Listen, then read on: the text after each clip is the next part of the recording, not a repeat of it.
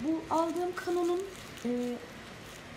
iProfessional fotoğraf makinesi çantası. Laptop gözü de var. Hepsi nereden alındı? Hepsi buradan alındı. Foto Aksesuar isimli mağazadan. Gönderi cidden hızlı geldi. Perşembe günü siparişini verdim. Yok. Ne zaman verdim siparişini? Bu geçtiğimiz Perşembe. Ayın kaçı? 14-15'i gibi mi? Yani aynı gün kargodaydı. Çarşamba günü sipariş verdim. Perşembe. Cuma günü elimdeydi. Tamam. O, sen nöbette yoktun herhalde. Yok, yoktum. Nöbetten çıkmışım.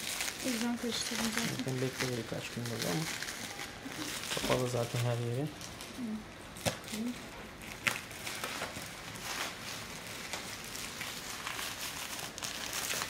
Güzel sarılmış geldi. Çok hızlı Paketlemesi geldi. güzel görünüyor da inşallah içinde bir deformasyon falan yoksa. İnşallah. Ürünün yorumlarını okudum. Herkes çok memnun kalmış. Tam bir fiyat performans ürünü olduğu söyleniyor. Sadece yorumlarından okuduğum kadarıyla fermuarlar biraz kafaya düşürmüş. Onu da artık zamanla deneyip göreceğiz. Tamam. Ürünü görmek nasip oldu. Bakalım. Şu bıçağı uzaklaştıralım artık.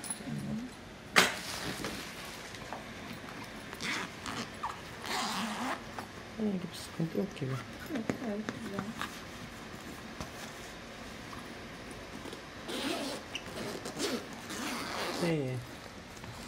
İngilizce göz demekti değil mi? Vay! Canon'un çantası.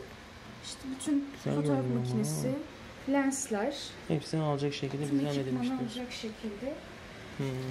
Şurada da laptop çantası için Laptop bölmesi var. laptop bölmesi var. Aynen. Laptop çantası olarak da kullanılabiliyor. Güzelmiş gerçekten. Şu büyük. Buradan da zannediyorum. Burası da tripod için.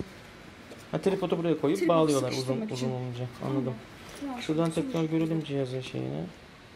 Böyle bir şey 66-14 foto kamera sırt denmiş. Yanda da bir bölmesi var. Ama herhangi bir sıkıntı yok galiba. Yok. Önemli. Tamam. Peki, teşekkürler. Harika.